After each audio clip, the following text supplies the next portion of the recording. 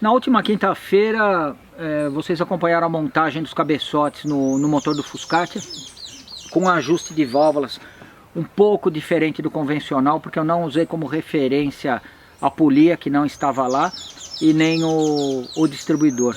Tá?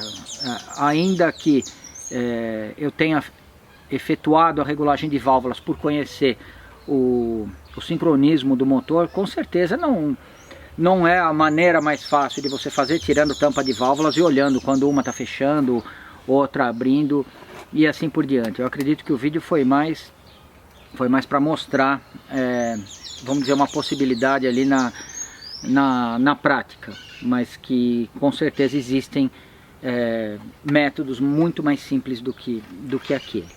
Tá legal? Bianca, ficamos devendo o motor pronto, mais ou menos? Pelo menos Sim, uma imagem? Fotos. Você tem? Tenho. Maravilha, então. Bom, agora ele vai hibernar um bom tempo e mais tempo até do que a gente gostaria, porque esse final de semana era para eu ter trabalhado forte ali no Fuscatia, mas o clima não permitiu. Essa é uma das desvantagens de se trabalhar na roça sem um telhado, tá? Porque se eu tivesse com, por exemplo, o Fusca no espaço igual do quintal do Tonela, não ia existir dia, noite, final de semana, calor ou frio, o serviço fluiria muito mais rápido. Mas de qualquer forma eu acredito que está dentro ali da expectativa. No momento que eu não estou mexendo no Fuscatia, eu estou fazendo outras coisas também bastante interessantes. Uma delas é um dos motores que montamos em julho. Vocês vão ter oportunidade de acompanhar na próxima quinta-feira, tá? Do Bug Glass Pack. Bom, e no último domingo, finalmente, Ratoeira 75 em coma, acordando. E eu já comentei na semana passada, de longe o tipo de serviço mais legal de fazer, porque a gente nunca sabe o que vai ser encontrado ou como é que o motor vai acordar. E quando eu falo legal é justamente por essa dúvida, tá? E no momento da partida desse 75, as notícias não foram das melhores. Eu acredito que deu para perceber o barulho do motor no vídeo. Ele tá rajando, a impressão que dá é que ele está funcionando em alguns momentos ali sem óleo, apesar de estar com óleo novo e tudo mais. A pressão do óleo aparentemente tá tudo bem, ou seja, nunca vamos dizer, o resultado ali que a gente espera, mas é perfeitamente possível para um carro que tenha ficado tanto tempo parado. Eu conversei com o dono, ele realmente ficou um pouco surpreso, porque comentou que o motor tinha sido feito há pouco tempo antes do carro encostar, tá? E aí entra aquela questão, como será que ele foi feito para ter apresentado esse barulho característico, ou de repente uma falha prematura, ou então ele foi bem feito e o tempo que ele ficou parado acabou entupindo uma galeria de óleo, ainda que parcialmente, ou alguma coisa assim. E esse barulho justamente foi o que o pessoal mais comentou no vídeo de domingo, tá? Eu posso adiantar para vocês que a questão da embreagem eu vou resolver, vou descer o motor, vocês vão acompanhar no próximo domingo, vou fazer alguns melhoramentos ali nele, mas pelo menos por enquanto, o dono não viu o carro em funcionamento depois que eu liguei ainda, tá? Mas pelo menos por enquanto o carro está rodando, está relativamente estável, vamos dizer, apesar do barulho que não é normal. E aí mais pra frente a gente vai definir o que vai ser feito. Então que fique bem claro que isso daqui não é um programa de TV a cabo, que eu não tenho carta branca para fazer o que eu bem entender, principalmente quando é um carro de um cliente. A gente segue, vamos dizer, o pedido do cliente, consegue trocar informações com ele, sugerir algumas coisas, mas a decisão final é sempre do cliente. E por enquanto, pelo menos até o momento que ele for buscar o carro e for examinar, a intenção é não fazer nada na parte do motor, tá legal? Esse foi um dos comentários mais feitos aqui, não somente no YouTube, mas também no Instagram, e disputando de perto com um outro comentário que acabou surgindo, Bianca. E o comentário tratava dessas duas pecinhas aqui. Não, eu não tenho um DeLorean, eu tenho muitos desse daqui. Muitos, mas muitos. Bom, em minha defesa, eu preciso dizer o seguinte, eu precisava de um platinado para o 75 e esse daqui me pareceu uma peça de qualidade, mais do que de qualidade, com procedência, tá? Então, eu fiz o que todo mundo faria, instalei o platinado e joguei a embalagem fora. Foi só isso que eu fiz. Não imaginava que ia surgir tanta polêmica ou tantos comentários. Não, mentira, vai. Na verdade eu sabia que ia surgir. E o mais interessante aqui, não tomando nenhum partido nem outro, mas uma coisa para que a gente possa refletir, tá?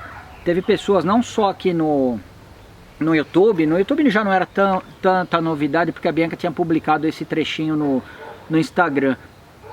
E o pessoal que acompanha já sabia o que ia acontecer com a malfadada caixinha, tá? Então, o interessante, teve gente que falou, não, mas eu usaria um paralelo e guardaria esse, ou, pô, não pode, eu compraria a caixinha e assim por diante. Essas pessoas, elas estão em um extremo, tá? Isso daqui é uma peça normal e é uma peça que foi feita para ser usada, e mais do que isso, é uma peça de consumo, quase que como uma troca de óleo, por exemplo, porque isso aqui se desgasta de uma forma alarmante, vamos dizer assim.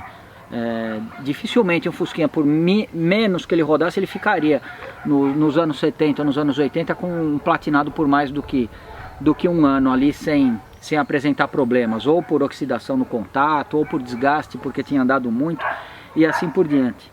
Mas o mais interessante é que no outro extremo a gente teve comentários, nossa, meu, isso pelo amor de Deus, no meu Fusca platinado não chega nem perto. Mesma coisa pro Dínamo e que não sei o que.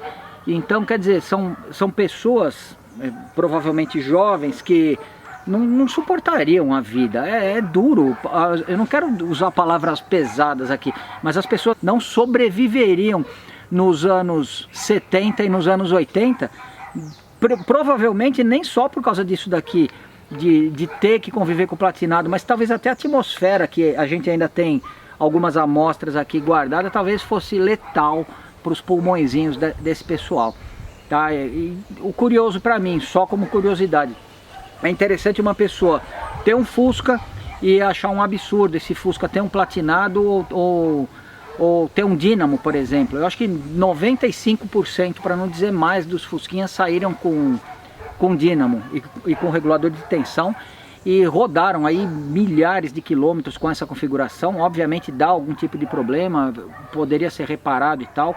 Hoje a gente vive numa outra realidade, que a manutenção de um Dínamo bem feita é muito mais caro do que um alternador 0 km euro, que é o que eu tenho instalado, é o que eu recomendo.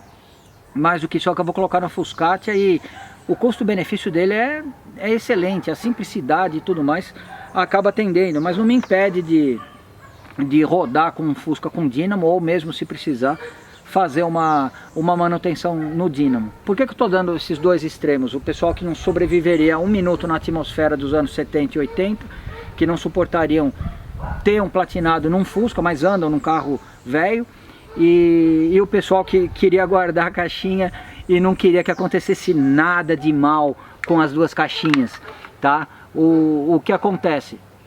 Eles... Não existia um meio termo que falou assim, por exemplo, Tonela, eu queria abrir a caixinha, usar o platinado, talvez eu tivesse guardado a caixinha. Isso seria uma situação provavelmente um pouco mais, vamos dizer, mais normal. Eu acho que 99% das pessoas nos anos 80, nos anos 70 fariam isso, comprariam um platinado original porque não iam querer problema, abririam a caixinha e usariam, e no final fariam isso aqui, ó. Bom, mas enfim, é só uma observação. Eu acho que um alternador hoje em dia é tudo de bom, uma ignição confiável também, que não dependa de um platinado, é maravilhosa também. Um platinado não é o fim do mundo, se você fizer manutenções preventivas aí você roda infinitamente. A quantidade de Fuscas que a gente vê rodando hoje aí, todos tiveram platinados e todos estão rodando firme e forte, mesmo com aqueles que insistem em usar um kitzinho bem chumbrega, bem chinês aí, que acaba deixando na mão por causa da maldita bobina do Gol Mi.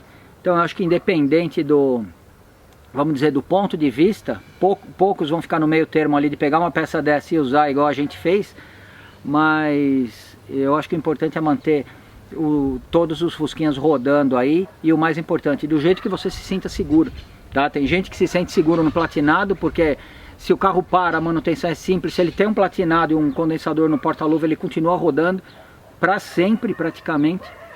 Quem se sente mais seguro com um RAL chinês, maravilha, ou com aranha, não tem problema nenhum, tá? O importante é a pessoa tá segura para andar aí, para fazer o que ela bem entende, as viagens que ela desejar.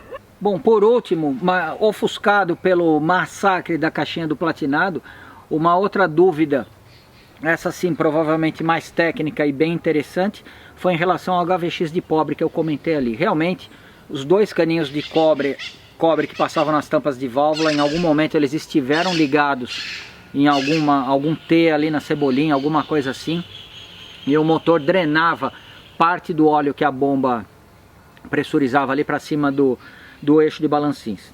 Infelizmente já tinha sido desativado, eu não tenho todas as peças e provavelmente também não tenho tempo para reverter aquele sistema nesse Fusquinha em particular, mas seria bem legal a gente ver qual seria vamos dizer, o efeito principalmente na pressão de óleo, né? Porque a quantidade de óleo que sai naqueles micro furinhos ali não deve ser suficiente ali para baixar a pressão, alguma coisa assim. Alguém até comentou, pô, mas é por causa do HVX de pobre que o motor está batendo. Eu acredito que não. Eu acredito que nada daquilo foi feito no olhômetro, vamos dizer assim. O dono com certeza era um cara muito técnico ali e muito cuidadoso. E aí eu tive a oportunidade de compartilhar alguns desses experimentos aí com vocês. Bom, eu acho que essas são as informações mais importantes. Próximo domingo então, não, vamos lá, amanhã carro de inscrito, tem até uma motinha maravilhosa, sim, né? Carro de inscrito com uma motinha maravilhosa.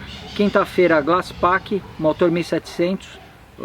Não vou mostrar os detalhes da montagem, mas compartilho toda a receita com vocês e a primeira volta dele, que foi um negócio bem legal, ficou um buguinho maravilhoso. E no domingo, o último capítulo do Fusquinha em coma. Tá? Vocês não precisam ficar tristes caso essa também seja a série preferida de vocês, porque eu já adianto que tem outro carro em coma chegando lá essa semana no quintal do Tonela, tá? E provavelmente depois desse que tá chegando eu vou ter outro, e não é nem Fusco o próximo. E vamos ver, né, Domingos, já que você assiste os vídeos, semana que vem eu vou estar com a camiseta que você me deu para você cumprir ali a promessa e me levar lá para ver essa tua nova ratoeira em coma, tá legal? Então, domingo, último capítulo, e aí para a outra semana, a gente gravou lá no Seiki, a semana passada, Japan Pneus, parte da suspensão do Gurgel. Vocês vão acompanhar uma tremenda aula, muita coisa ali eu não sabia, principalmente relacionada aos pivôs ali. A Nakata tá cuidando dessa parte de suspensão e de direção do projeto do Gurgel, e não nesse domingo, no outro provavelmente vocês vão acompanhar mais um episódio do Gurgel. É isso daí, né, Bianca? Isso. É isso que a gente tem para essa semana? Beleza, então. Bom, muito obrigado por verem os nossos vídeos. Fiquem ligados nas nossas redes sociais, não somente YouTube, Instagram e Facebook, porque muita coisa vocês acabam vendo de primeira mão no Instagram e no Facebook. Tá legal? Muito obrigado por verem os nossos vídeos e até amanhã. Crianças, fiquem tranquilas. Nenhuma caixinha foi maltratada na gravação desse vídeo. Eu fiz um truque e amassei esses copinhos aqui. Então as caixinhas estão intactas com a atmosfera dos anos 70 aqui na minha mão.